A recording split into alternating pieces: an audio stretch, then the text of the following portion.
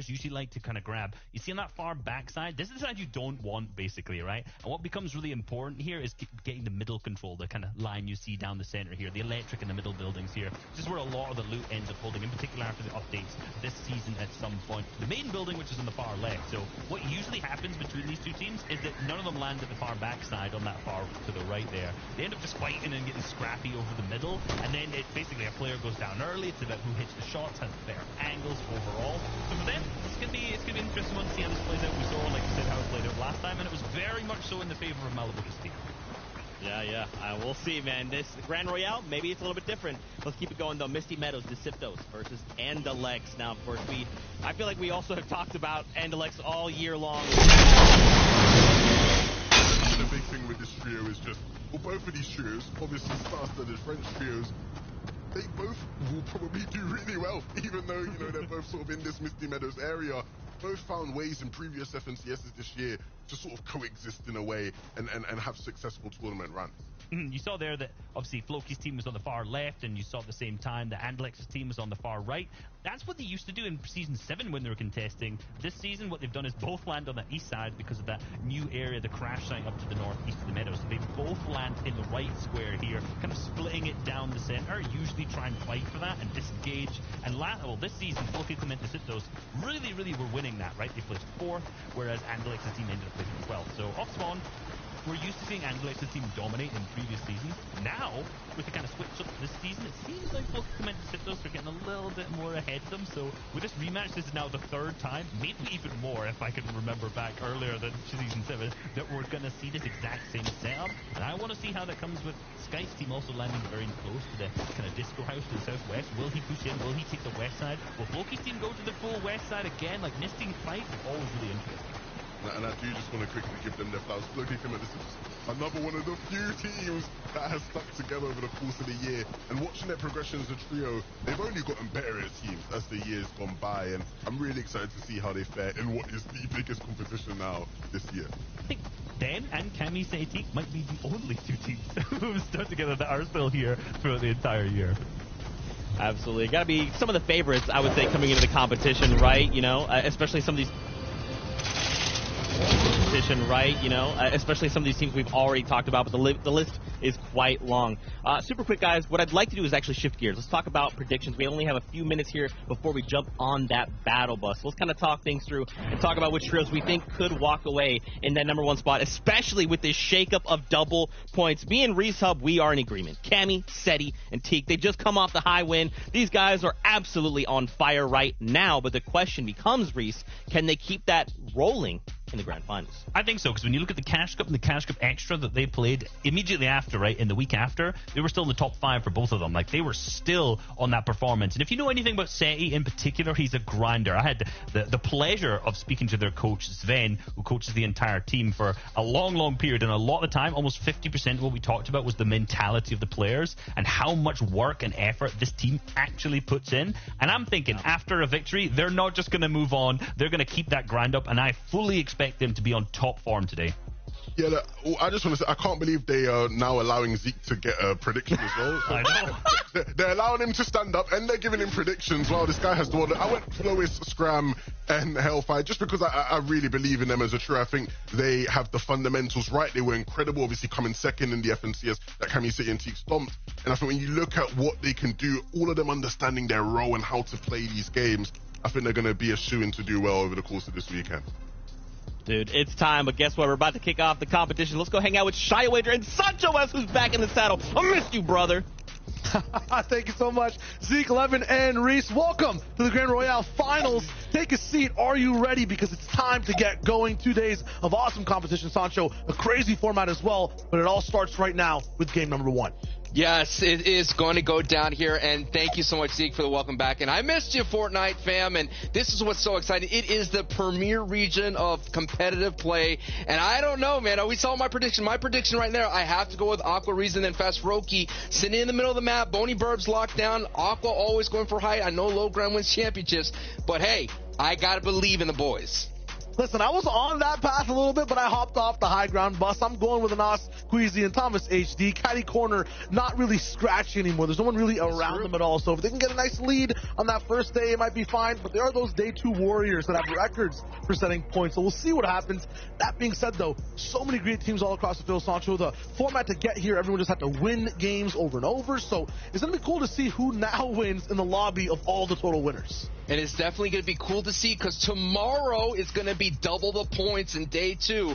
And so all those slow start trios, like the Thomas AC, like of the past of with Flick and Anas, you know, how they always had those crazy day 2 starts. So I do have my eye on Andalux as well, just like Reese Hub I was talking about. But hey, it's all about day 1. I think right now it's all about conditioning the lobby to let everyone know that you're in the business, Shio. Absolutely. No matter where you're watching or any social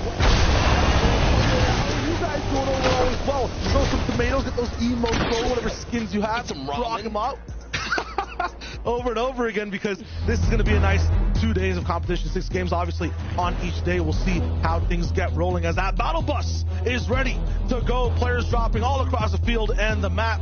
The middle of the map too kind of upgraded, the pyramid overall. We'll see how people end up navigating that POI, but we're tuning in to that big fight at Steamy Stacks. Levin called it round 2. I call it the title card of this match.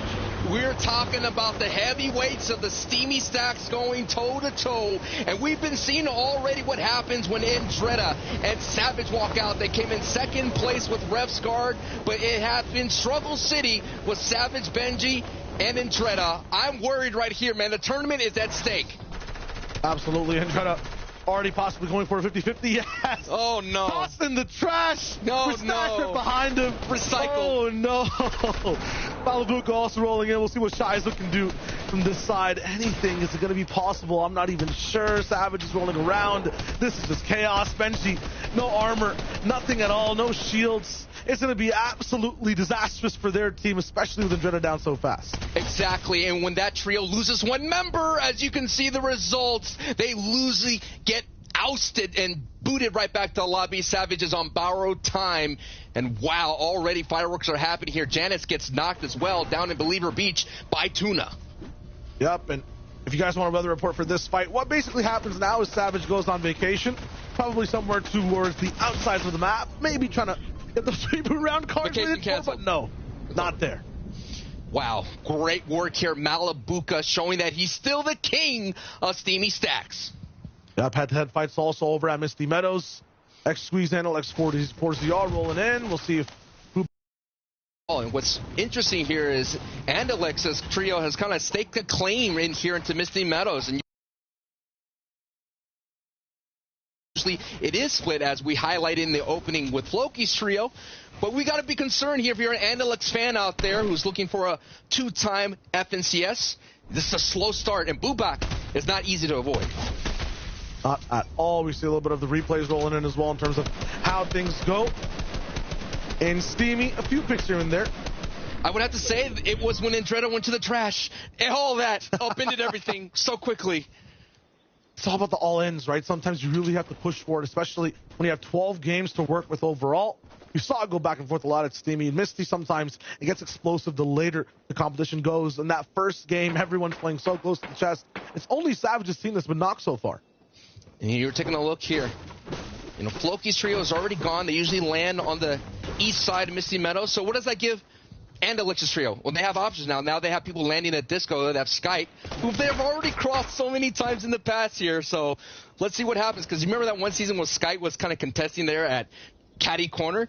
So here we go. Another round. A lot of familiar names contesting each other.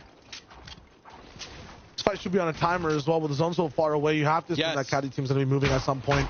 Third parties are so prevalent over here. It's the timer is about 5 minutes. You got to get out. 5 or 6 minutes. You should already be on your rotation along the way. And as you can see, it is eating into this time. And this is what I'm talking about. The slow starts are going to hurt Andalex's trio. Already we can see exactly how things are rolling. A little bit of a live leaderboard in terms of the action. Little spice. It's so cool to look at. You can see a knock at least on Seti Kemi and Teek's team. Even have La Shao rolling in with a few eliminations. And just to give you guys what happened in there, essentially, Kami Seti Teek love to land early. They get to that big mountaintop and pick on dirty docks. Verox, Michael, and Astro. Verox was flying on by, and all of a sudden he gets knocked and eliminated. And that's happened before. We saw Cammy City Teak did to Thomas HD a couple of seasons ago. Speaking of the man himself, here he is. Yeah, recently signed an Astralis as well, which is so cool to say in the realm of Fortnite.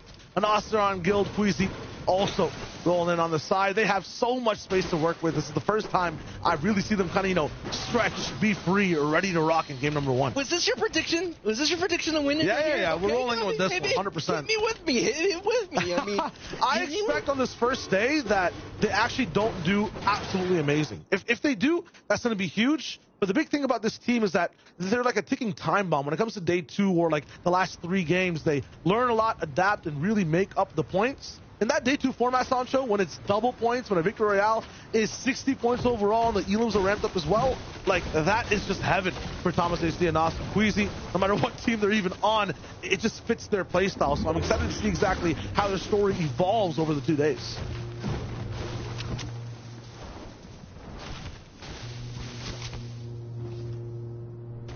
NY2 rolling in. KS1 Lycroll Castle slightly rocky every time we tune in with it. Especially in the first 2 games, you see people really fighting a tug of war here inside the Forgotten Ruins on the top left side of the map. But this time looks like there's peace, diplomacy, not that much action.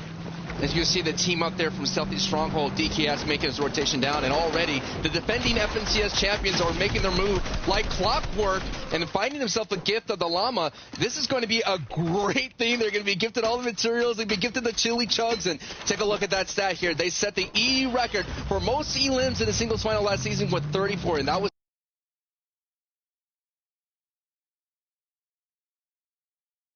Cammy by himself, which is kind of odd. You usually think Cammy Sedetik, they're not aggressive, but lately they've been getting more aggressive. They've been matching their placements with their elimination output. What's scary about them too is that they're boring, honestly. It's just low ground, 6 out of 6, 12 out of 12 games. When a team isn't doing the most flashy things and still setting records, and 100% by the way, it is a lot of fun to watch overall. They're not the craziest high ground retakers though. They keep it basic and they just win games. Listen, as a San Antonio Spurs fan, the fundamentals get you championships. And they always said the Spurs were boring. But hey, now we're taking a look at another big 3 rotating out of there. Of course, Janet's a 2-time champion alongside with Noah Riley and Vidil. Another great pick and another strong team that we're seeing here in the middle of the pyramid. That's going to be huge. Kind of different now from just being the convergence overall. A lot of sight lines block left and right. The Q positionings have also slightly changed and gotten a little bit higher. You can do a lot more, but at the same time, you are blocked off on certain angles. That could be good for a little bit of the hidey hole spots. Zittle's Smokey Clement, no strangers to getting Surge, navigating around the middle portions of the map.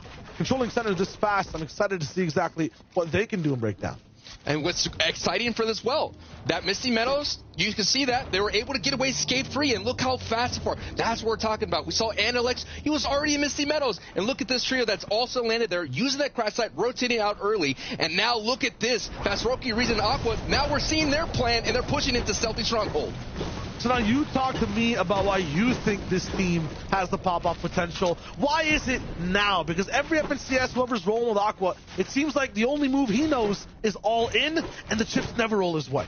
It's about that day to double the points, man. I see it in my mind's eye. They're going to take height. They're going to rack in 15 eliminations, end the Victory Royale that's worth 60 points. We're talking about big bonus time.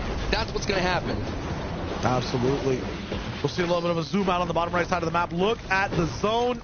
Going to be all the way towards the top. If you're paying attention to a little bit of that pre-show, a lot of the times when players are predicting what happens in the zone next, it even pulls up further. So you'll see the lobby kind of migrate towards that point.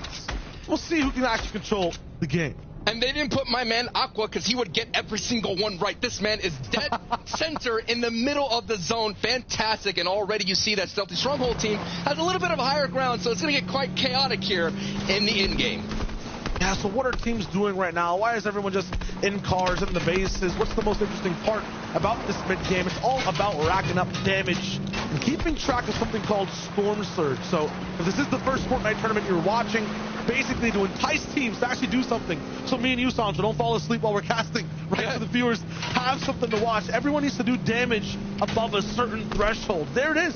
You can see it. I can just read it word for word. It'll do 25 damage every 5 seconds if you don't have enough damage overall above that threshold. So 70 players need to basically be alive by that third storm circle closing over. If they're not, that surge will rock in. The number gets smaller overall. But you'll see this relationship. You'll see a nice little pop-up go on the right side. You'll see how much damage each team needs. If you're below it, you're in trouble. I'm not only in trouble, it's 4ZR. As you can see here, the late rotations casting them. They're only on the Defiant dish using that launch pad, and this is what was my concern when I was VOD reviewing everything, was these other Southern trios coming from behind. Flyways and Ghosties, they've been here this entire time, and they're gatekeeping all these Southern teams, and 4ZR got knocked. Kind of basically border patrol right now. The toll booth set up in the middle of the map. What Sancho's trying to explain is that when it comes to that launch pad, about 3-4 POIs, more than 10 drops end up using it. And these guys drop there and control it first, so they make sure they know exactly who's moving in and out. And if you're a Flyways or Ghosts fan, I mean, yeah, you could definitely pick them to do well, but you mentioned it, so much traffic happens, and sometimes you get tempted to just park and sit there and wait. And as you can see, they're rotating in late. Here's a replay. Look at the replay right here. It goes in just a matter of, disgusting, nasty there, Shio. It's not going to stop, too. They're kind of on the backside of Flowis right now, but need to find some met kids get healthy. Meanwhile, every other team who's not actually, making sure people pay their toll on the highway, who've actually gotten to their destination so far. Although if it's Stealthy Stronghold as the zone closed in, this is so amazing. Steadicam Etique in an awesome position. They're always in the middle of the pack, Sancho. They're like in one of the most disastrous places to be on the map to edit, to go for shots, but somehow are unnoticeable. No one ever shoots back at them, and they stay safe till the end of the game. I'm looking at a team playing exactly the way they did in the last FNCS, and what happened there, they basically won the whole competition in one day. They set amazing records, and it was an EU, one of the hardest regions ever. They made day 2 an absolute breeze for their own team. Looks like they might be able to do it again. When I was doing VOD reviews for this team, what usually gets in trouble in previous season is having other teams that need surge next to them as the surge warning goes off. When you have a team that's desperate, that goes box diving, sometimes this team struggle when we have more than one. Lately, they've been getting better on their defense. They've been getting a lot better fighting together hip to hip. So in the past, they used to be run over when Storm Surge. Now, they're in better positions, and they're going to know how to fight anyone that pushes them, that W keys into their area. Absolutely. We were explaining Surge before as well. That's the pop-up on the right side above the minimap. These guys are 283 damage above the threshold. There's about 25 players that need to go down. That's a lot of teams rolling in the sauce as well. To see exactly how they handle things in terms of staying above that threshold. One that's the lowest right now is around 200 below, and the Lex 60 below. This fighting all the way from Misty. Stopped and Boney, lost 4ZR, and they still don't have enough damage. In 57 seconds, Sancho, that lightning will start to strike. This is what happens here. The lack of preparation, the miscue, the misstep in their plan, their execution. They decided to kind of try to hold off Sky Trio, and it's caused this whole avalanche of problems. And I don't know, man. This is going to be, again, one of those games they could just say, hey, GG's, let's go ahead and try to fix it the next game. Oh, look at this. No fixing to be done here. It's just destruction. Scram looking for a few shots. Hellfire already down. It's all up to Flowis to be the kind of difference maker in this fight, change the tides. He might just with a huge edit, actually getting his teammate kind of out as well. That was really slick by Flowis to kind of even things out overall. They can go for that revive as well. Pressure will take. It's still a little bit of a 3v2 Melody. Looking to keep dropping it. Fix edits, notice as well. The more this fight goes on, the more noticeable it is to every arrow in Pleasant Park, making things look not as nice. And Flo is trying to escape. Does get procced down on his shields. Unfortunate for him overall. Monaco looking for his type of angle. Scram trapped in a little bit of a box, and some of the builds might not even be his. This is a world of pain and hurt for everyone. They can't even move out, Sancho. Every house is taken. Absolutely rented out. There's nowhere else to go. One of these teams needs to win this fight. The damage for Monaco, 465, almost 500 above. This is huge for them to keep railing those shots. What a great work by that trio there. It's making the Flowis' trio eat up all their hard mats, and not only that, getting themselves an elimination in the process. So that's very key. And you can see the difference in worlds, basically, right? Everyone that's really well set off in high bases, like Steady, Cammy, and Teak.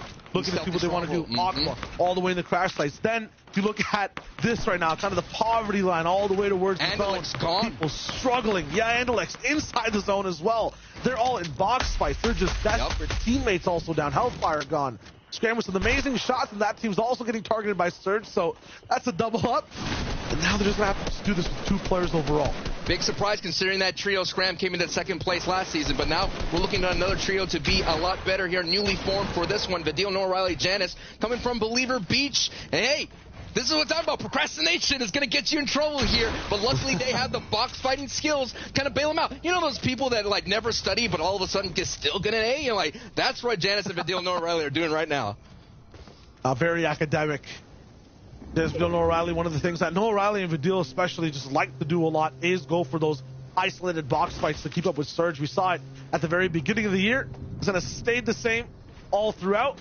Sometimes he can really push the brakes and go for long-range tags, but you like to see some of the best fighters in you actually taking fights. Thomas Queasy and Anas, get all their Surge dealt with in that early game off the mountains. When there were snipers, Thomas was popping off with them too, but right now they keep it classy. I just want to put a pause on the play-by-play. Look at that mini-map, folks, right there.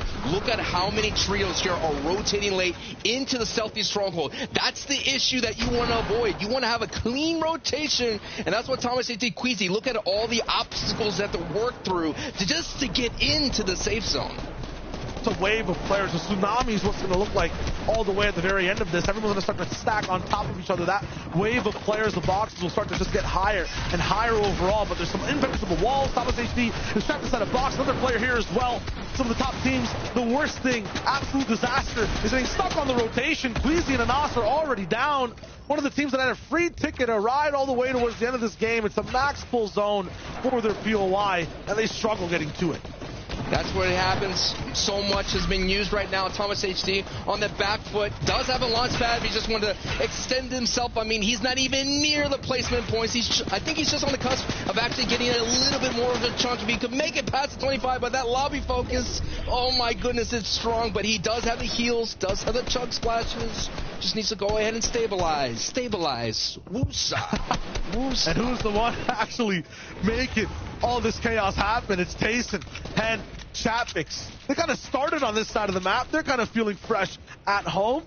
Just a little bit down the neighborhood, you know, parked down the block, made a right. Yeah, and you can see these guys just absolutely tearing people up trying to move in. Yeah, and they've been working. Tayson only has about 30 medium assault rifle bullets, so it's like they've been putting in a lot of work. No doubt they may be high on the storm surge because Tayson doesn't miss. Absolutely not. Look at this, though. Craziness inside Stealthy Stronghold. I would never assume that people actually wanted to face up low ground in the middle. There's no trees now they're getting chopped down too. Steady Kemi Teak might be a good position overall. They can tarp in his home, but after this, if it moves out of the Stronghold, they have a huge job to do to move out. I agree. I remember a couple seasons ago being in the bowl of the Stealthy Stronghold. You'll get eliminated very quickly if this storm washes back here, so they have to be careful.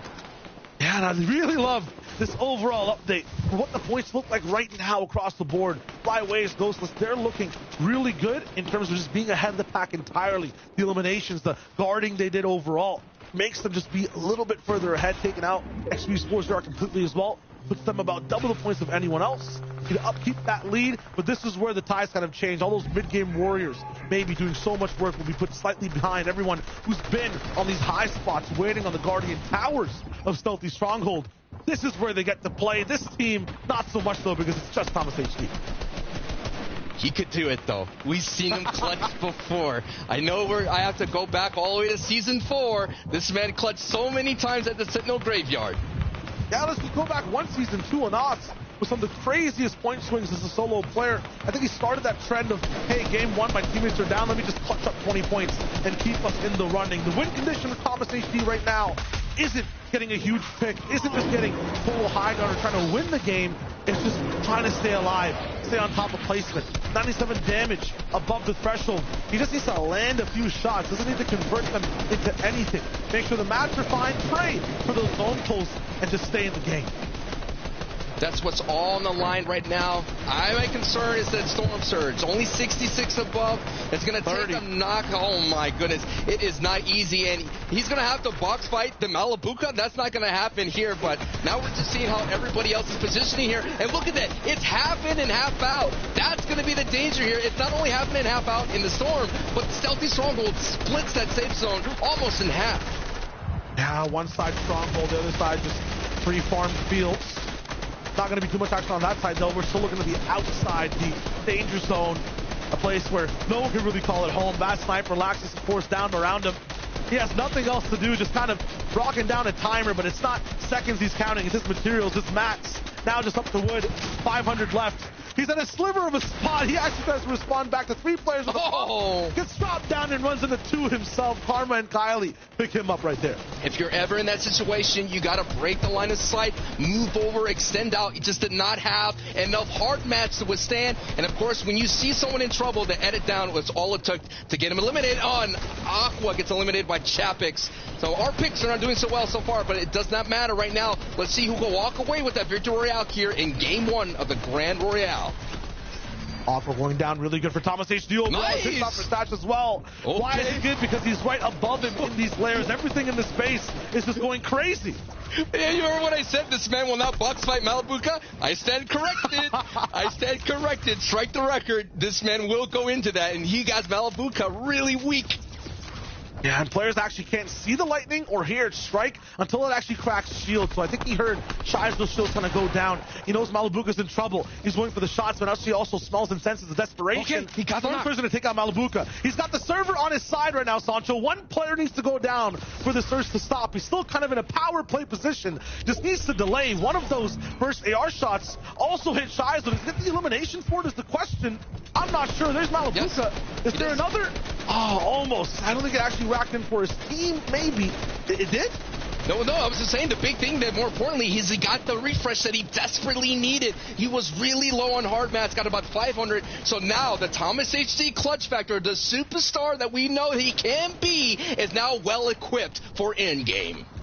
I think Bubak knows exactly where he is overall, though, and what's going down here. So many materials left inside this box. If Thomas H is able, as he has zone, to tarp all the way out, come back and pick these up, he essentially has the inventory of 2 players to work with. Below 179. Now 200. You could hear as much of those bullets rattling off in the distance. Every connected shot puts Thomas HD behind that Storm Surge 8 ball, folks. 30 seconds, though, to see exactly what he wants to do. Let's stay all the way on the backside. Has that launch pad and probably just wants to use it late. Double locking in a little bit. This is one of the advantages you have when you're really working with time. A half pad, 2, nice dodge towards the right. Playing low ground might be tough, so staying in middle, yeah, and elevating yourself. A genius move from Thomas HD. Scram picking up a few in the feed. 46 players now looking at things. Have to drop down all the way to 35 once this next zone locks in. And Thomas is still pressuring down and finding almost a few eliminations just as a solo player. It's unbelievable to see what Thomas can do. A lot of people had so many questions for him considering he went down, but there is no question right now who is in the power position to win this game. That is Vidil, Nor, Riley, and Janice. They're looking really good on height. Recently just fought for Equated. Now they just need to make sure to hold on, make sure to bolster it as much as possible. Reconnect as well as Genius. Thomas HD, though, his world is starting to get really, really chaotic and different. Lightning now striking 232 damage below. 1 more second basically left. He needs to land a big pump. 113. Another one to finish. Is he above? Not just yet. Oh my God, ticking down in the zone all the way down to 20 HP. Picks up Clement as that surge turns off. Just surviving by the skin of his teeth, down to 4 HP. How is this man alive? He's still working through it, picked up so many mats. Thomas HD is clutching up game 1 in a way he should not be allowed to, so the universe comes to and makes sure everything is possible physically right again. He goes down, but what a performance. The defending FNCS champion, Cammy, had to stop the run of Thomas HD. Now it's Cammy and Seti, the duo, working together to maybe withstand and get those placements that they're really known for. And this is, look at this, 7 eliminations and a possibility for a top 10 finish. Wow, what a great start for the defending FNCS champion. Yeah, but with no Teak, they don't have that endgame freak to be able to just go into low ground and pop off over and over again. This is going to have to be another all-in from this team. When we see it happen, no, never mind. Cammy actually gave his match over to Seti to make sure to all the way tarp in. He needs to pop this medkit off. 8 crucial seconds to see what they can do. At the same time, Hottie Savage popping off inside the feed, Port going down, mixing all the way on low ground. It's getting super active. Meanwhile, Janice O'Reilly, Vidil, they're looking so good on height. They're forcing everyone to fight below them. 7 eliminations for this team. Now they go for the shots in the all-in. There's the first one. Clean out this flare. Extermination as Futrick goes down. They're just fumigating every single box. This is too much, and they have another sandwich play down. That's just front and back pump shots over and over. It'll cost Seti his life, but Cammy, he's active now going for those double-digit eliminations. It doesn't matter if they're a full trio. They own the low ground. They're going to possibly get a big finish right here. They went from top 10 now to top 5, and this is what I'm talking about. It's these free placement points, the points that they're not supposed to get. This trio does. Cammy all the way from the backside off field, but misses the pump inside the stronghold. But what is really safe? Not this player inside the box. 8 HP. The Siphon can't come through. Elo Crash is there to make sure he doesn't see the light of day again. Now Vidil, he's hunting. He doesn't want to just let the game run out. He wants to finish it himself. He finds Elo Crash all the way on low. No chance for a heal game. He's making sure his entire trio stays alive as well. They don't just win. They do it in style. But with Noah Riley down, maybe the fashion isn't looking as good as it should be. Big edits from Vidil. Blocked by a ramp, goes down very smart, plays all the angles, but don't forget about Janice, don't forget about the big boys, controlling height since the start of that endgame and winning it the first game victory royale. 7 eliminations to boots, but the story has to be that now these lobbies are doing solo clutches, and what is known as the most strongest lobby we've had in a long time, it's Grand Royale, folks. Absolutely, that was just amazing from Janice, Vidil, Noah Riley. A phenomenal game overall. That's what we like to see, folks, and that's just only game 1. And we're going to be here for 5 more, Shayo. But yes, I was very, very impressed there by the solo clutches, but at the end of the day, when the trio's on height, they have the power. Yeah, and this is one of the trios that we were looking at to really show that power, explode in that last FNCS. Looks like they've been saving it for the after show, the epilogue. I really want to know what the desk is thinking about that one, Sancho, because if this team is rocking in and they're controlling the game, that's trouble for everyone else inside the field. Gentlemen, first off, got to say, game 1, super dope. Sancho, it is so good to have you back. I've missed you so very much. Guys, I cannot believe what has just transpired in game number 1. Seti, Cammy, and Teak, of course. You know they're doing this. They're getting the run back. It's like we're re-watching Chapter 2, Season 8, right? They're back there. We're like, oh, where are they? Oh, wait, they're placing 3rd, and now they have 10 eliminations. Vidil, Noah Riley, Janice, they got the victory royale with 7 eliminations as well, but I mean, that's basically the same amount of points, right? Because of these extra eliminations, because of this high placement, now you have these 2 Titans once again going, okay, we're back at this again, huh? We're getting the repeat? Okay, that sounds good to me. Zeke, do you know what's so crazy to me? We've spent the whole year talking about this team and how they needed a bit more firepower. Yeah, they got the fundamentals great. Yeah, they got everything sorted out, but they needed a bit more firepower. Cammy went absolutely insane there, right? Like, I've never seen somebody just sort of, go so unchained, right? Like, he really, when people say pressure makes diamonds, like, that was really Cammy in that endgame there. Some of the shots he was hitting, Reese, like,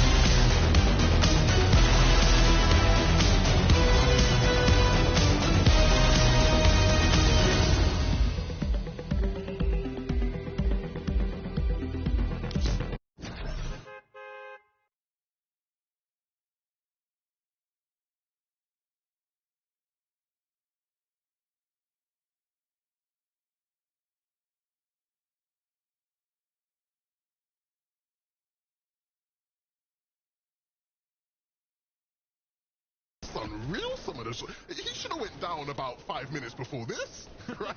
Right? So, you know what I mean? You saw the shots that he was hitting onto Malabuka to pick him up off spawn earlier in the 5th zone there.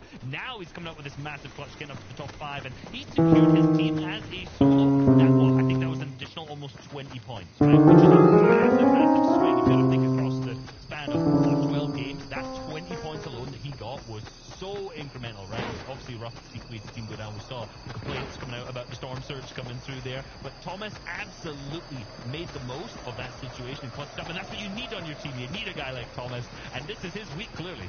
I'm fanboying. I love it. You know, he has such a vivacious way of playing the game, and seeing him in his element in endgame there. Beautiful. So good. Well, that's it for us for right now because it's time to jump back into the action. Going back over with Shy Wager and Sancho West for game number 2, Grand Royale. Thanks so much, Zeke 11 and Reese. Okay, so we see Anas's team with a 20-point clutch. Said he came with a low ground type of game that was consistent. Sancho, last season is kind of happening again in the Grand Royale. I think it's because it's so close. I mean, we literally just had the other finish to the FNCS Chapter 2 Season 8 like a couple weeks ago, and now we're still in the same season. Normally you have an FNCS competition a couple more weeks, new metas, new weapons come out, maybe a new mobility item, so that's why it kind of feels like deja vu, but I think there's a little bit more differences is that Thomas HD trio is looking a lot stronger than we thought. Yeah, I mean, they have these one-off games. Just want to make sure they continue to keep that consistency. But to look at the deja vu list and keep going on, we've got basically Aqua all-in for height, failing on that half-and-half kind of zone, right? That happened before as well. But when they do lock it in, Sancho, I believe with you, they will hold it down. They're getting one good game in. That's always something that happens overall. And some of these big teams struggling with the north side zone. Where will it go this time, though, for game number 2? That is the question as we roll in and see who's going to get that second victory royale. Game 2 of 6. People are going to usually do the same plan, and hopefully Andretta gets a better drop. And as you can see, an angle, so we still see that Steamy Stacks engagement right off the rip. Now this time we'll see if Andretta has recycled a strategy or still inside that trash bin going for the same building. Can he land it?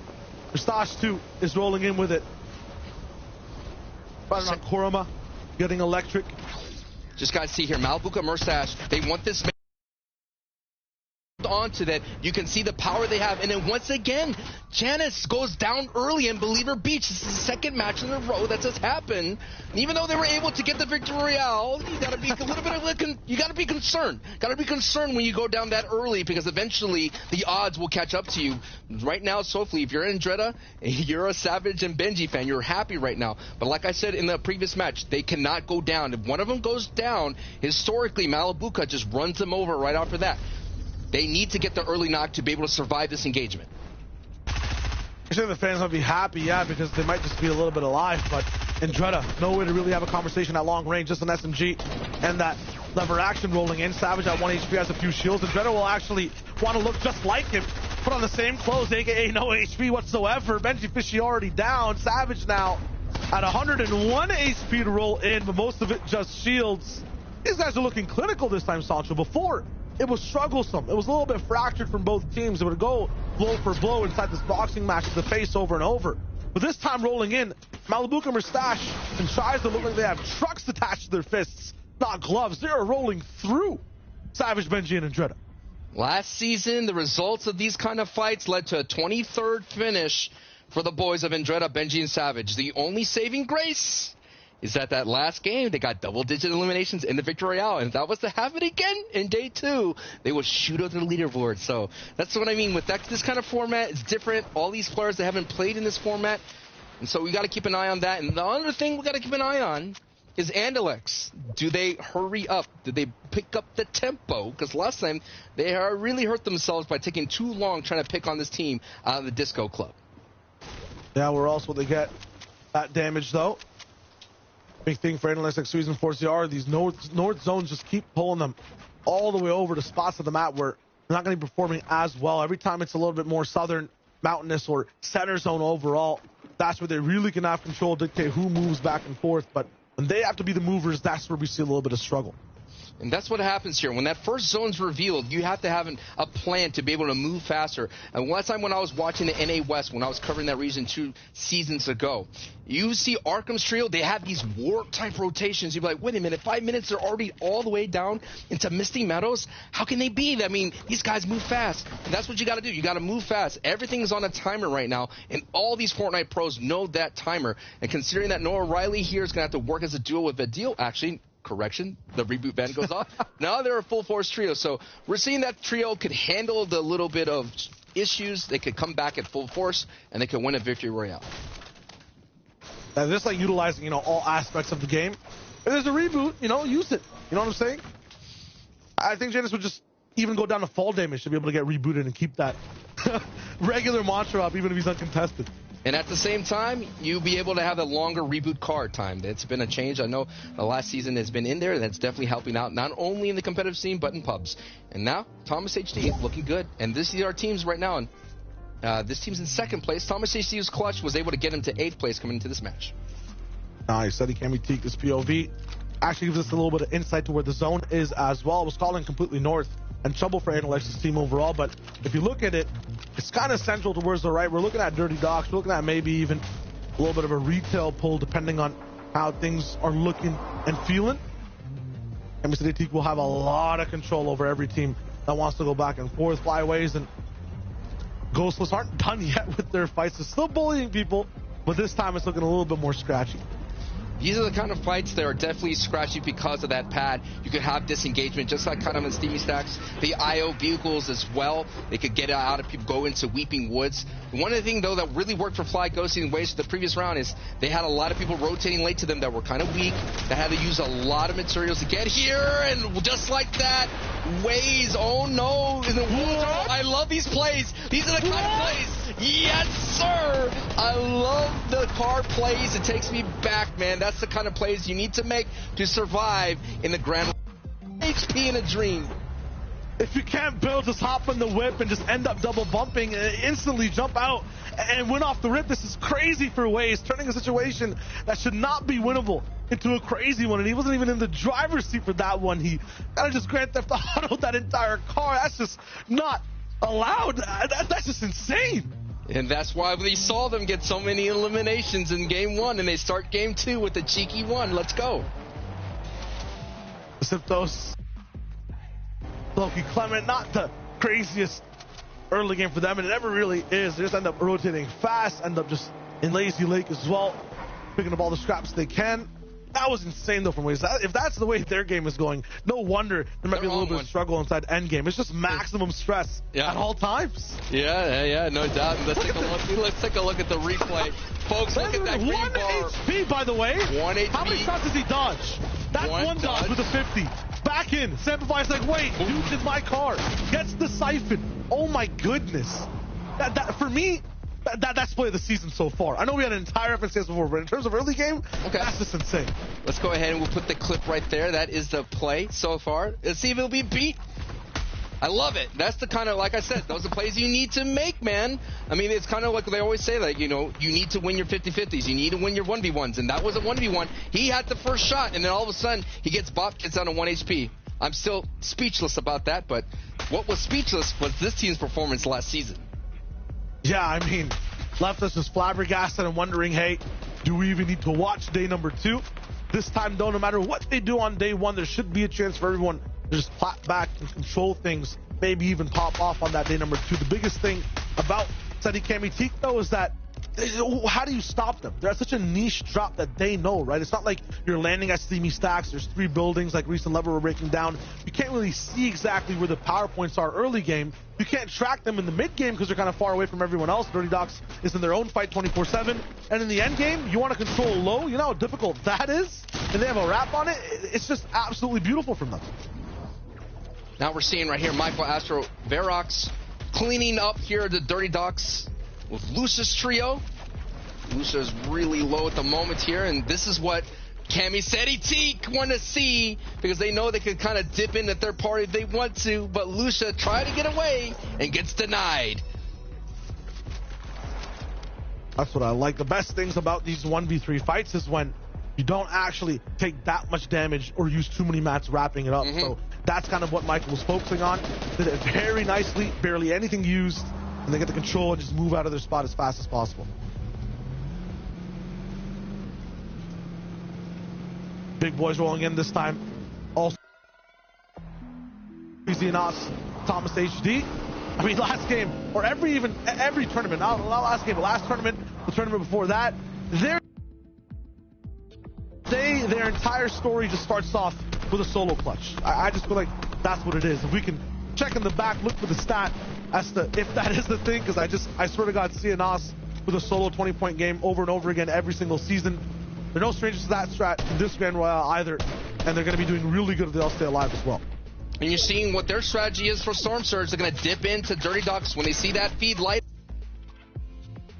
trio or Lucius trio. They're going to go ahead and roll in. They're going to see what they could kind of take. They weren't able to get any kind of successful tags, but now we're seeing what their strategy is, because sometimes they dip down into the Camp Cod area, or sometimes they rotate over into that Plush Factory, but now we're seeing that they want to take advantage of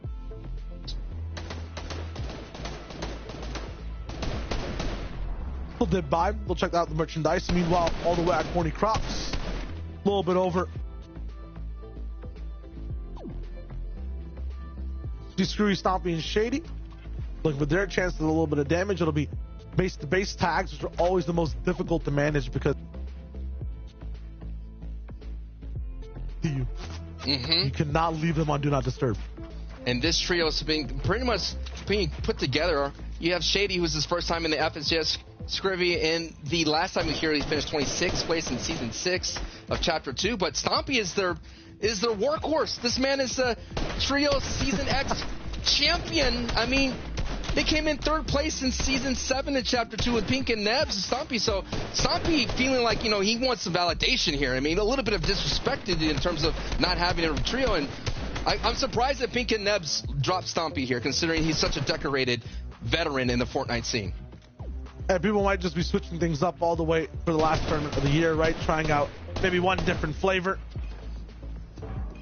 I mean, that flavor was working, though. The flavor was working. I'm trying to advocate, like, what could they do? It was such a nice team, man. It was a good team, man. They always were there. They always contested for height, but that's going to be a very valuable member. So Stompy definitely has to stay on his feet for Shady and Scrivy. Jason Chapek's Hendo, they're staying up in the sky. Looking real good so far. I'm having a little bit of a sense of danger, though, for a lot of teams. They're all on these high bases. No one's really getting shots off on each other. I remember this year. You flashing back. Remember when Savage's trio was in the blue end this, and we're like, they're in a perfect position. And all of a sudden, the storm kind of pushed them out, and they just went down so early, and they had no ammo because all their AR. That's that kind of sense of danger you're feeling right now. Every time I see people on that antenna, especially super early, nothing ever good ends up happening. It's a good idea, It's a really good idea, but and honestly, it's probably 100% what they should be doing. It's just every time we sit on broadcast, for some reason, that team becomes absolute shambles in like 3 minutes. Yes. It's like cursed, but there's no really of a deal. I think it's good that they struggle, and we see them struggle earlier on. If Genesis is knocked, if they have Storm Surge issues, usually end up fixing them and then winning games. So they're on that path right now, but if they take too much damage and can't solve this problem, it should be wraps for Game 2. Genesis really looking forward to fixing this, going for anything right now. If this is exactly their method of operation, how they fix Storm Surge, like I said, they don't do their homework. They go ahead and just ace the test here, and they do it with their box fighting skills. I wish I had these mechanics to be able to fix the holes in my game, because this is definitely a hole in Noah Riley Genesis Vidil game, is Storm Surge. So, just like a big old drywall plaster right there, it fixes it up easy with the box fight. Now you got to pick the right wall, though. Got to pick the right location. The last time we watched in team, even on the mini map, or even if you zoomed it out around them, this time in Corny Crops, they've invaded a base that was very active. A lot of teams know they're here, and it's a 3-team base as well. So we'll see what ends up going down. They're gonna have to really force this fight. Vidil already down, and this was the trick that kind of tripped them over and over again in seasons, going for the wrong fight at the wrong time. Unfortunate, they're not going to be able to find a more isolated one. One teammate down, and this is the Struggle City Central. Storm Surge doesn't care about time. You gotta go, you gotta move, you gotta fight. And that's what's happening right here. I don't doubt Janice Vidil, nor I don't want to take this engagement, though.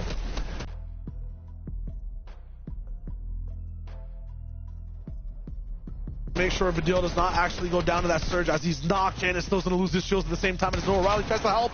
He also gets rattled in the back. This is going to be tough. It might just be down to Noah Riley, and then at the end of the day, no damage even done back and forth from Janus' side. Still 139 below.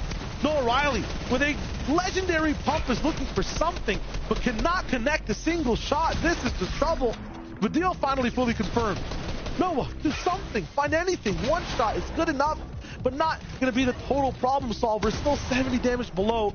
There's so many teams' heads he can really just pick apart, and Boomy's going to be the first one that he finds. Another big chomp down. And Evan should be available close by. He needs to act fast, though, because there's still teams waiting inside the zone to pick this team apart. He needs to activate the clutch gene right now. More importantly, 9 people have to go down. And no, he goes down himself. Stompy and Co., who we highlighted a little bit ago, go ahead and get the job done. And, hey, you just did not ace that test. It catches up to you every now and then. Let that be a lesson for you at home, kids. Too many application questions. I think that's the issue, right? You can go by on that multiple choice, right?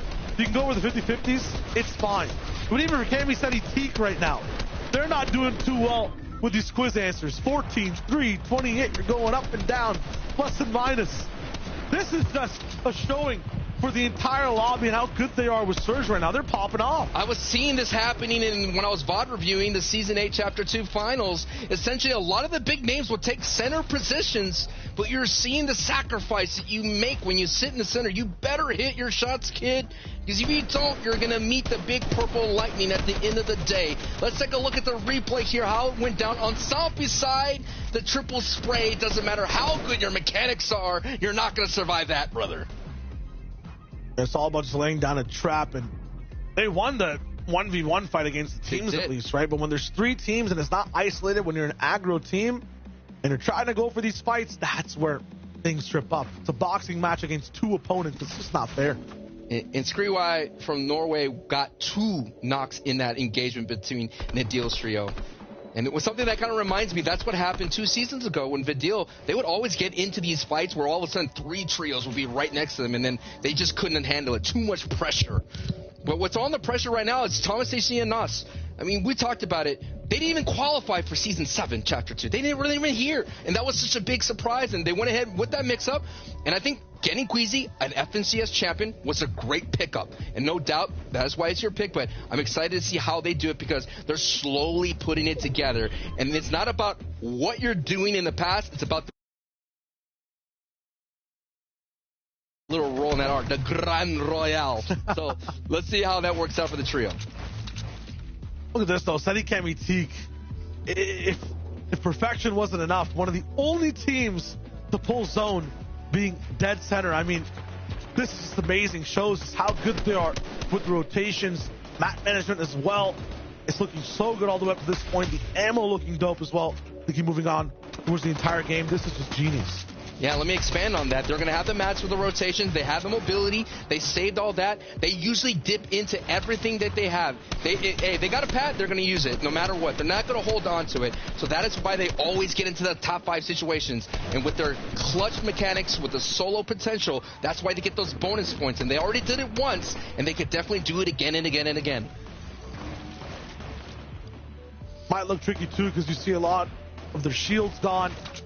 A lot of the utility out of the basket, but all they really need from this point onwards is damage and those launch pads. They can just move on low ground, play box to box. One of the best parts about low ground is it's kind of like the sewer tunnels of Fortnite overall. Everyone's waste that's dropping once they get picked apart from the high ground trickles down. They get to pick up all the shields. The easy access mats, the solo players that are walking around their box, they just go for pads, stay ahead of the zone, and wait for that waste to roll in. They can just get their inventories racked up in an instant. I'm curious. Okay, I was about to say, let's see, where are the boys at here? They've been sitting on this blue antenna well above Storm Surge, so that's good to know. And because of that, Tayson loves to rotate early. He loves to put his trios in position towards a great place, usually dead side, close to the center. But as you can see on the mini-map, they're about really close to the dead side area. They have to move a little bit more south here, but they're choosing to be here for Storm Surge to get as much potential. And Hen, no matter what the ping is, he will hit his shots. This man, no matter where, he's going to collect the bag, and he's seen it time and time again on his social media timeline, him getting so much cash cup placements. Also going to be the trios with the, or the trio with the coldest keyboards in the. Their position, so good overall. They're not going to fall to that antenna curse. Illocrat CTQ Hottie going to be moving around. Coolest strategy to watch from these guys. Every time I look at them, they're kind of countering different trios, kind of playing in the shadows of different builds above them. Sometimes though,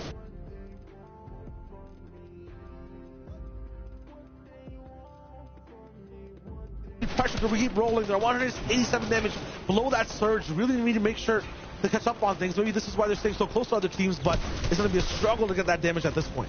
Thomas HC gets a knock on Tico, and I agree with you on that. And again, Stompy's trio and co are literally have to play defense against another team desperate for Storm Surge. And ETQ, Hottie, and Trevor and Illocrats are in trouble here, and they're definitely going to get tripped up. They weren't even in. Now it's up to Hottie, ETQ, going up against another FNCS champion, Kiriachi, Toos, and Floki Clement are all here to collect the scraps. Stompy and Co are rolling in, but wow. It's the struggle, especially when you have to launch early. Sometimes that launch pad can act as an alley-oop, get you into another trio's box to really get that dunk in with the damage. But when you're moving first, there are no boxes made, nowhere to go. Unfortunate for them. You're calling Thomas taking out Teak. That's going to be a huge elimination. And look at them. They're going to adapt the playstyle as well, stay completely low, look to control everything and make sure they get to all stay alive for this endgame. That was a great short pad, but they're on the low side of this circle here. The upper side here, the south side, has a high vertical. If it goes up there, they're in trouble. Yeah, if it pulls back, though, their mats are going to be so efficient overall. Yeah, okay. They're going to be fine, and they still have, from this point, right, when you're at the lowest point of elevation, you can max pad. And that max pad turns into a short pad for the front side of the zone. It's huge. And they have the harpoon. Thomas AC has 10 charges into that, so he could go ahead and grab any valuable loot that he sees. You're going to be looking at that. Maybe they look back into the storm. So much great things happen. And Thomas AC as well. He did some great work with that burst rifle, was able to lead some shots into some builds. And they do pull a little bit of that zone, so no launch pad alchemy needed whatsoever. A different flavor all the way on high ground. We're going to be a little bit towards the right side of the map so you can see some of those homeowners, Astro, Michael, and Verox from Dirty Docs looking to control things overall. But how long will their reign last all the way on height? Because you know there's going to be multiple trios looking to take it. And this trio played the most in this FNCS Grand Royale. They played so many. They are the most consistent trios. They played all the loading, reloading, rebooting, whatever you want to call it. They played the most, and they have the high ground. The trio of the 6 paths, so to speak, then, so we'll see exactly what they do. Trouble for Thomas HD, though. Down to 10 HP. We talked about what it takes to get to this point. Sometimes it's all of your shields. It looks like they don't have that max pad to really use. Something must have gone terribly wrong. Queasy started this with 8 peppers. They barely even used them. Now, finally, rocking in with 4 and a few split on the other side. They have to play by themselves. Only to get Thomas's loot whatsoever. But find someone else's box on a launch pad. That's going to be huge. Floppers there, too, for Queasy to use. Nebs on the bottom side. But look at who's up top. Chapix, Tayson, and Hen. They're looking to get that high ground control. And they have the mats because we've been seeing the whole time with those cold keyboards. But it's about to get hot, and they have the potential to get those elims. We'll see exactly what they end up doing. Completely above in surge. Michael taking out Trulex. So second height is also looking strong. Everyone all the way up in the clouds and the skies has a power position to rattle on every single body below. Here we go, folks. It's getting into the end game here for game 2. As you're seeing, Malibuka, who took out Indreda's trio so early, making some great position on the front side of the storm, looking strong. Hen gets eliminated. Aqua gets eliminated. Fresroki gets eliminated. But Malibu, Bursash, and Saito are standing hip to hip, looking strong. And they're going to try to clear out the bottom as much as possible and to take out a page from Cami, Seti, and Teak. But Queasy is in a world of hurt, and he cannot go back-to-back with the clutch like Thomas HD. Will be Link's trio picking him up. Trouble in Paradise, though, as we did see Hen go down. Melody still popping in through. That's going to be him, actually, who was the one picking up Queasy. Gray also going down to Shies, though, so Steamy Stacks is also active inside this end game. We go all the way towards the river. A halfway point for every single team. Versace Malibuka is still alive. And we're going to tune in with them to see if they can pick apart any walls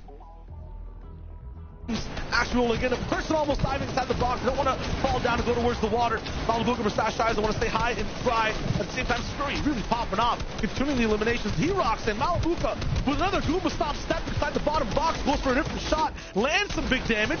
Doesn't have much else to do. These guys are picking apart every team below him. They're playing so well and picking on that low ground. You're right, Shia. Look at this. They're dipping and diving and getting in and out as fast as possible, putting some big max damage and racking up eliminations here. Look how many they have. They lose Shizo. Malabuka now has to solo by himself, but still a great performance here. They could get into the top 5. Nice hit. Yes. Knocked. Eliminated. Malabuka is on fire. Thrusters down, now the Rocket Malabuka is just left to take the team all the way to the moon. Zone also bouncing back, so he has a little bit of time to breathe. At the same time, 4ZR saw him active somewhere. He gets traded out. Yes, it's Malabuka. He was the one that actually just picks him up. 47 points for them. They're really going all the way for that first place slot. A lot of eliminations too to wrap things up, but a quiet time now for every single team. Top 6 situation. No one really going down just yet. The match is going to be strained. Malabuka as the solo has to cover every single angle inside this box. Staying hidden for now. River down below. Logran also catching up to him, so every layer is going to get squeezed. Tap spots. Ari's there too, and Michael takes down Artist. So a little bit of an industry of mid-ground antics going on inside this endgame. Malabuka though staying nice and quiet as Verox and Michael right above him, and also dropping down below. Tayson and Chapman's all the way on height looking to wrap up this game. Verox is getting close and personal. Malabuka though might be the driving factor, the changing force. He looks for the first shot, 101 to the backside of a different player. He's going for the full finish. That's Verox down. Can this clutch be possible for Malabuka? He'll go back into the zone, just put up right above him. He's looking for the next shot over and make sure he pops a little bit of health. We're going for this next fight. 84 with a big edit. He rolls in, still going through. 1 feed 2. Malabuka has the high ground and the top, but it's not enough. He gets denied. Chapix is there to make sure his team stays high and dry. What a solo performance though, and what a game 2 from EU. It took FNCS champions to take down the Steam King. Chapix and Tayson get the job done, and Chapix with 6 eliminations, and we get a taste of the pop-off, baby. It's Grand Royale. Game 2 goes to Hen, Chapix, and Tayson. Look at that, just the happiness, the emotion from that win, the momentum build up so early in the day and the weekend. That's what Grand Royale is all about. And what a clutch as well. Another solo one we're watching from the side of Malabuka. That was just insane, especially off a contested POI. You need those clutches. We saw the boys broke down in the desk. The 20 points looking good. Let's take it to the boys. Hello, we're the boys. What's up? Oh my gosh. First of all, production, let's talk about that dope clip of that win. I love that. That's what I live for, Levin, is those moments in the chaos, that pure bliss where you could say, I got the victory royale in those clutch moments. Absolutely incredible. Of course, Tayson, Chapix, and Hen picking up the victory royale with 6 eliminations. And this is all done while Hen gets picked off earlier on, which is impressive, right? Doing this as a duo heading into those last moments of the game. Super tough to pull off. Yeah, look, of course they did it as a duo, but when you have Tayson and Chapix, they count for like 5 players, right? Like, you know, these guys are phenomenal. It's no surprise to me what they're able to do. Again, another instance of a player just as a solo sort of popping off. Malabuka was phenomenal, right, Reece? Oh, yeah. Like that's another situation where pressure has just formed a diamond here. Ridiculous shots he was hitting, as he always seems to do in these moments.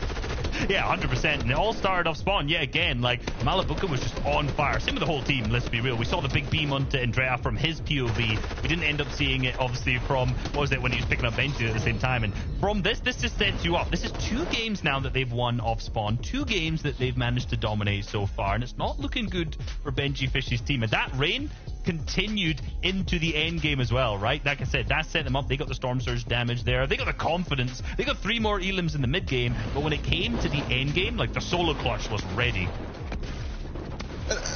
And for me, I think the worrying thing, if you're anybody else in the lobby, when Malabuka's in such effervescent shooting form, right? When he's just feeling it, when he's just swinging around, throwing out pump shots, handing out pump shots to everybody else in the lobby, you're going to have a really hard time. Props to Tayson and Chapix from stopping themselves from being like an all-time, like that was all, if he had won the 1v2, and that's just an all-time like Fortnite moment right there, and then, you know, they're remembered, you know, more so for that. But, you know, they won out the game. It's good. They're back up higher in the standings. I think it's really important for them after the way our last FNCS went, where it was a bit sloppy here and there. Obviously, Hen, hopefully we don't have more games where Hen's going down early and he can be with them in that final winning moment. But, yeah, it's a good start from these guys, definitely. I mean, it's also important that the fact that since they lost 10, they were still able to capitalize on that, right? You know, I'd say potentially previously in Season 8, I wouldn't have had that confidence yet in this team, obviously, when they were with Reason instead of Hen. But they were still able to work as a duo so efficiently. Chapek's picking up 6 eliminations total. We saw the 3 in the feed go down, just one after another after another after another.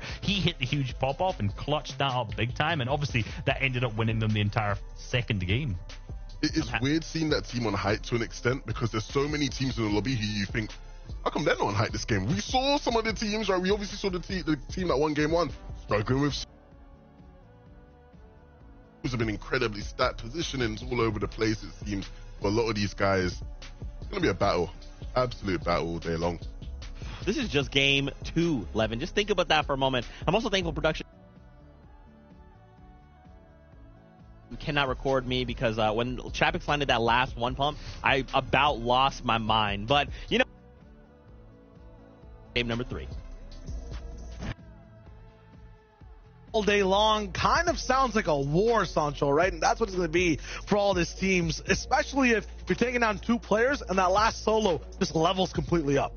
It's not a guarantee anymore. It's not a guarantee. I think Levin said it the best, is you could get clipped easily on the other side. Everyone has the skill, everyone has the mechanics, everyone has that clutch gene to be able to pull out the impossible. And we saw it so many countless times, and what a fitting way to close out this year at FNCS with Grand Royale, the most skilled lobby so far since, I guess, the primal season that we have here. So much excitement has already happened, and I cannot wait. We're gonna get some good clips out of this one.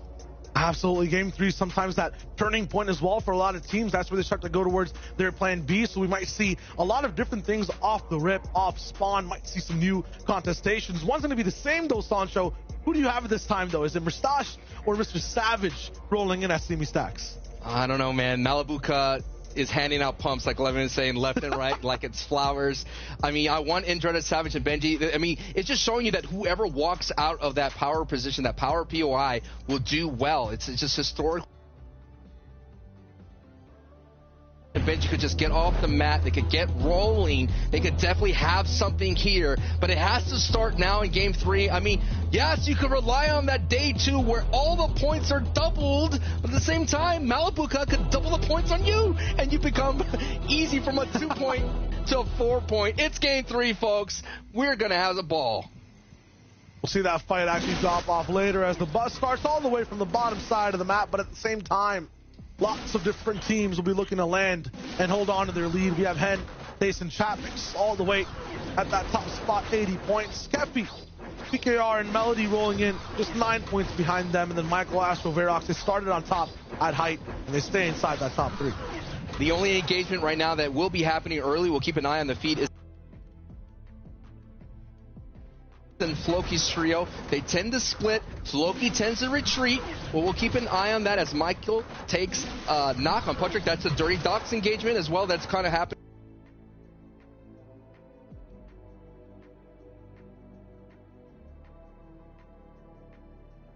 So far, Michael's trio is winning Dirty Docks handily.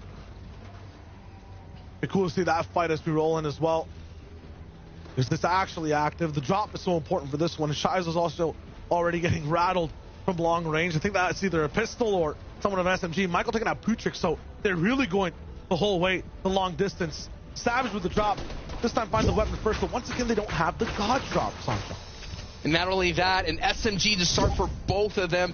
Benji and Savage here are going to have to do a lot of work. It doesn't matter how skilled you are. No shotgun in hand. It puts a lot of doubt in your play.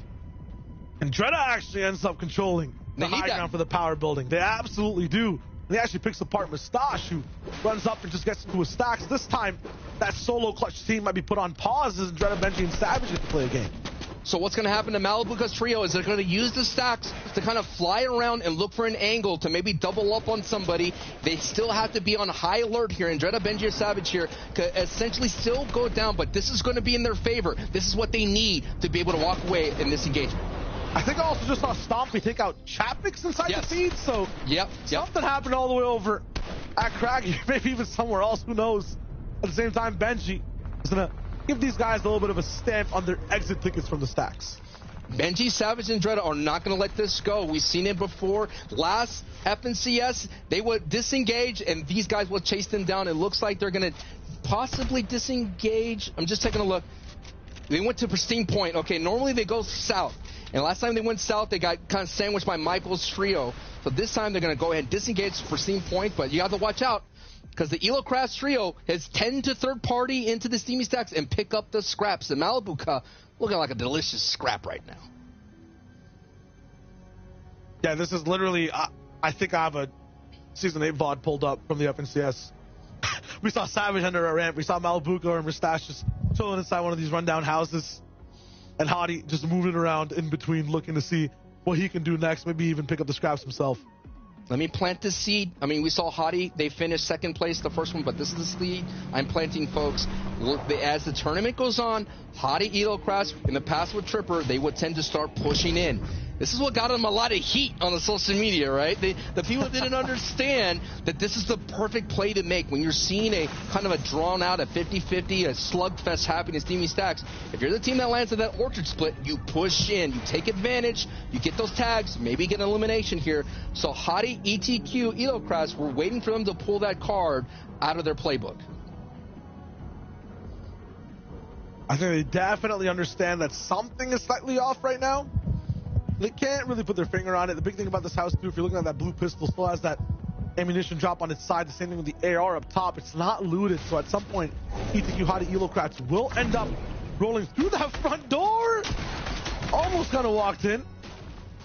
This is tough. You can just see the last clutch man waiting, watching, and hoping they don't find him. Hey, listen, I was watching that hype hour announcement. I know Z came out talking about all these different tournaments. I think it's a hide-and-go-seek cup. Is that supposed to happen? Hide-and-seek cup? Is that what we're seeing a taste of? The new LTM?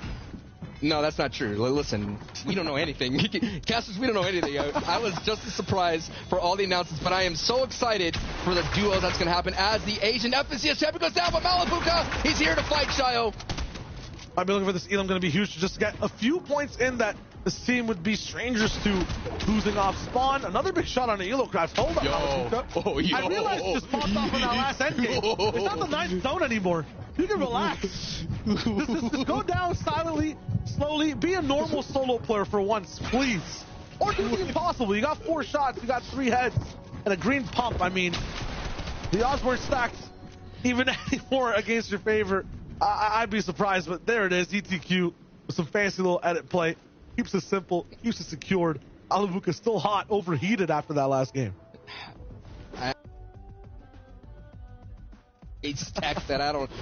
Someone had to save him. You know what I mean? That was not going to happen. But what's interesting to see, Tayson, Chapix, and Hen are here. They already talked about it on the desk a little bit. Hen missed out on the last FNCS. Hen's one of those big names that everyone loves, is a big fan favorite, and to see him combine with Tayson and Chapix, that's going to be an exciting thing, you know.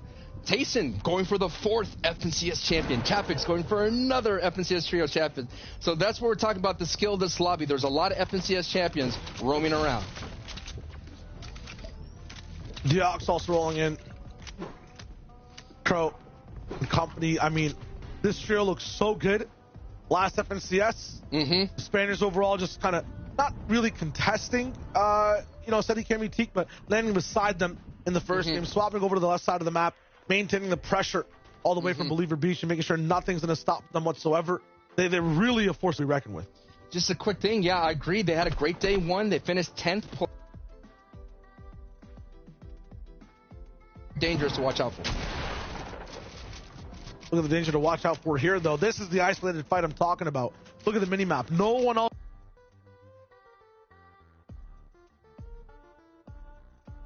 And edit Noah Ryle fight scenario. Apart every single player. They'll